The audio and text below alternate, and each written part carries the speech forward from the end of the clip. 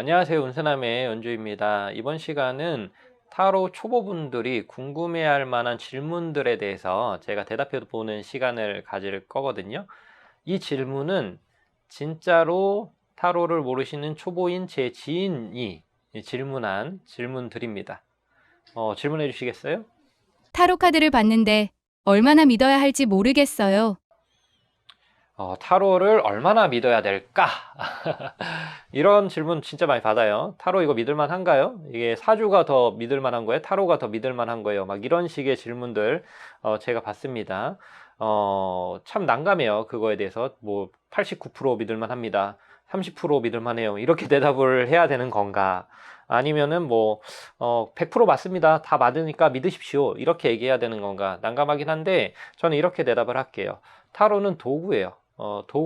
도구의 신뢰성은 도구를 다루는 사람이 얼마나 그 도구를 잘 다루느냐에 있습니다.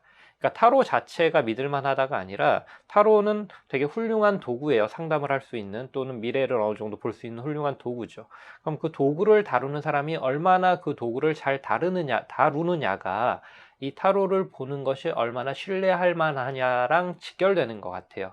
그래서 여러분들이 만약에 내가 굉장히 타로를 신뢰하고 싶고 믿고 싶고 그렇다면 정말 믿을 수 있고 신뢰할 수 있는 사람을 찾으셔야 되고 그 사람을 신뢰하면서 상담을 받으시면은 저는 신뢰도, 믿음의 정도가 매우 높을 것이다 라고 생각을 합니다.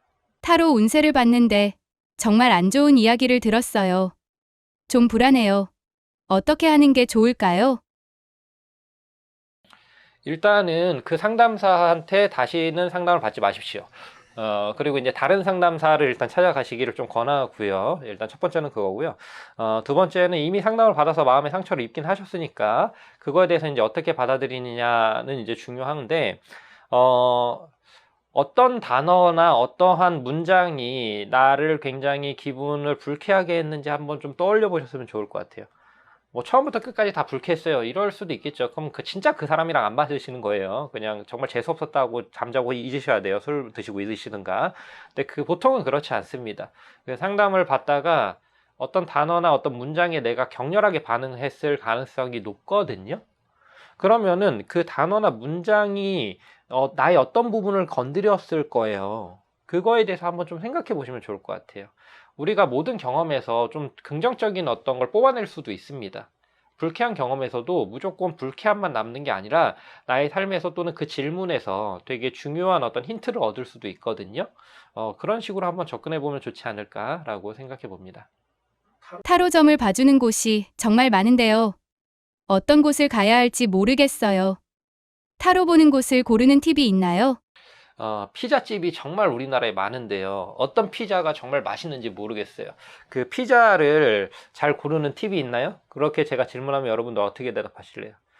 네이버를 키시고 피자를 누르신 다음에 평점이 높은 곳을 찾으십시오 라고 얘기하는 분들도 있을 거고, 그 다음에 집 근처에서 그냥 프랜차이즈 가세요 라는 분들도 있을 거고, 되게 다양한 답이 나올 것 같아요. 저도 비슷한 답을 드릴 수밖에 없습니다. 주변에 그런 거 좋아하는 친구분들 있으시면은 그 친구가 추천하는 데 가시면 좋을 것 같고요. 첫 번째는. 그 다음에 이제 많이 먹어본 사람이 맛도 안다고 상담도 많이 해봐야지, 이것저것에도 많이 해봐야지 좀 비교하면서 아, 이쪽 상담은 좀 나랑 더 잘 맞거나 좀 신뢰할 만하구나, 이런 것들 좀 느낄 수 있겠죠. 조금 약간 시행착오의 비용이다라고 생각하고 한 대여섯 번 정도를 다 다른 사람한테 이렇게 좀 받아보셔서 좀 경험해 보시는 게 가장 좋고요. 그리고 그렇게 초반에 경험을 한 다음에 어떤 선생님이 나랑 참 잘 맞는다라고 느끼시면 되도록이면 그 선생님하고만 상담을 꽤 오래 진행하시는 게 좋습니다. 그러니까 맨 처음에는 다양한 사람을 해서 찾으시고, 찾았다라고 느껴지시면 그 사람하고는 꽤 오랫동안 인연을 가져가시고, 저는 이 방식이 제일 좋은 것 같다라고 생각을 합니다. 그리고 그러니까 내 친구한테는 되게 잘 맞는 선생님인데 나한테는 되게 안 맞는 선생님이고 이럴 수도 있어요. 되게 주관적인 도구고 주관적인 거라서, 그래서 직접 경험해 보시는 게 제일 좋다라고 보여집니다. 타로 카드가 때로는 위험할 수도 있나요? 맹신하면 위험하죠. 맹신하면 위험하고요. 그다음에 간혹 가다가 우리 타로 상담사 분께서 약간 가스라이팅 하시듯이 상담을 하시는 경우들이 아주 간혹 가다가 있어요. 그러니까 타로라는 것이 타로 상담을 하면 할수록 마음이 편안해지고 그 다음에 삶이 더 원활하게 내가 살아갈 수 있게 되고 좀 여유가 생기고 이렇게 돼야지 점점 그 타로 상담이 나한테 좋은 작용을 하고 있는 거지. 내가 타로에 점점점 매달리고 점점점 조급해지고 점점점 집착이 강해지고 이러면은 지금 타로 상담이 잘못되고 있는 방향으로 가고 있다라는 거거든요. 그러한 방향으로 만약에 가고 있다 그러면 그 타로 상담이 그 사람한테는 독이 될 수 있는 거겠죠. 그리고 보통은 당연히 그 타로 상담사가 상담을 하고 있는 거기 때문에 그런 느낌이 들거나 그런 식으로 내 친구가 만약에 타로 상담을 받는데 점점 그렇게 가고 있다라 그러면 뜯어 말리시더라도 그쪽 상담사를 찾아가지 않게 하시는 게 더 좋을 것 같아요.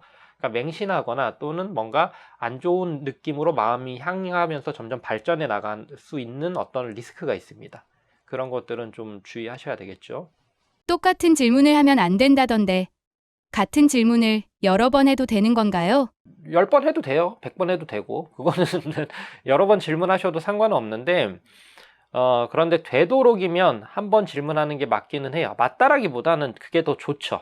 맞고 틀리고의 문제는 아닌 것 같아요. 좋고 안 좋고의 문제입니다. 왜 그러냐면 일단 여러 번 질문한다는 것 자체가 이미 그러니까 그 상대방을 신뢰하지 않는다는 거예요. 이미. 그러니까 그 상담사하고 내담자가 서로 어떤 신뢰관계로 상담에 들어가야 되는데 내가 계속 똑같은 걸 계속 질문을 해요. 몇 번이고. 그러면은 이런 거죠. 나는 당신의 의견이나 당신의 생각이 나는 신뢰되지 않아. 중요하지 않아. 나는 내가 듣고 싶은 답이 나올 때까지 질문할 거야. 라는 어떤 태도라고 저는 보여져요. 일단 그런 태도로는 정말 좀 진솔되고 깊이 있는 상담을 진행하기 어렵다라고 생각이 좀 되고요. 그리고 이제 저도 제가 간혹 가다가 제 상담을 할 때가 있어요. 그러면 어떨 때는 딱 한 번만 질문하고 되게 진지하게 딱 끝낼 때가 있고요. 어떨 때는 한 10번 넘게 똑같은 질문을 할 때가 있습니다. 그때는 제가 되게 힘들 때예요, 보통. 되게 힘들고 고통스러울 때. 그러면은 꼭 좋은 카드를 내가 보고야 말겠다라는 어떤 아주 강렬한 그 마음 상태인 거예요. 그래서 나쁜 카드 나오면 아이씨 뭐 아닐 거야. 또 다른 관점에서 보면 되지 하면서 또 뽑고 하다 보면 좋은 카드 나옵니다. 그러면은 그렇지. 이렇게 될 거야 라고 이렇게 자기 확신을 가지면서 마음의 위안. 이거는 이미 뭔가 미래를 예측하고 또는 뭐 다양한 각도로 상황을 바라보고 이런 객관적으로 상황을 판단하고 이러한 형태의 목적으로서의 어떤 상담이 아니죠. 단순히 진짜 마음의 위안만 얻겠다라는 관점에서의 상담이죠. 만약에 정말 내가 진짜 너무 힘들어서 마음의 위안만 필요해 라면은 여러 번 뽑아도 되죠. 왜냐면 목적이 그거니까. 그런데 내가 객관적으로 다양한 어떤 시각에서 좀 깊이 있는 관점에서 또는 미래에 대한 어떤 시나리오에서 이런 걸 살펴보고 싶어 라는 관점이면은 되도록 한 번만 딱 깔끔하게 보시는 게 좋고 그 주제에 대해서 그럼 영원히 보지 말라는 거냐? 그게 아니고요. 그 봤을 때 상황이나 어떤 흐름이 있었을 거 아니에요? 상담을 했을 때. 그리고 시간이 흐르면은 좀 상황이 변화되고 또 내 마음이 변화될 거 아닙니까? 그러니까 충분히 의미 있는 상황 변화나 마음 변화가 일어난 후에는 똑같은 질문을 해도 됩니다. 근데 그거는 좀 시간이 흘러야 되겠죠? 그러니까 동일 시간 내에 여러 번 질문하는 거는 별로 좋지 않다. 하지만 내가 마음의 위안을 꼭 얻어야 되겠다 한다면은 여러 번 질문하셔도 된다. 이렇게 대답해 드리고 싶네요. 타로 카드를 볼 때 어떤 질문이 좋은 질문인가요? 질문을 하는 요령이나 팁이 있나요? 너무 모호하고 막연한 질문은 안 하시는 게 좋아요. 예를 들어서 내 운명을 봐주세요. 내 미래를 봐주세요. 내 돈에 대해서 봐주세요. 이런 거는 너무 모호합니다. 주제가 너무 커요. 이런 질문은 좀 피하시는 게 좋고요. 그 다음에 너무 디테일한 질문도 좀 피하시는 게 좋아요. 그러니까 어떤 질문이 좋냐라고 질문을 하셨지만 저는 반대로 접근을 할게요. 어떤 질문이 안 좋은 질문인지 이를 먼저 좀 말씀을 드릴게요. 그러니까 너무 큰 질문은 피하자. 그 다음에 너무 디테일한 질문도 피하자. 예를 들어서 제 남자친구가 오늘 저녁에 전화가 올까요? 이런 것들. 그런 것들은 좀 피하자. 이 두 개는 일단 피하셔야 돼요. 그리고 그 중간치에서 이제 질문을 하는 건데 타로는요, 가변적이고 맥락적입니다. 맥락적이라는 거는 주변 상황이나 환경 또는 다른 어떤 주제들하고 영향을 주고받으면서 그게 변해 간다라는 뜻이고, 그렇게 변해가기 때문에 가변적이다라는 말이에요. 기본적으로. 그렇기 때문에 질문 자체도 좀 맥락적이고 가변적인 질문을 하는 게 좋습니다.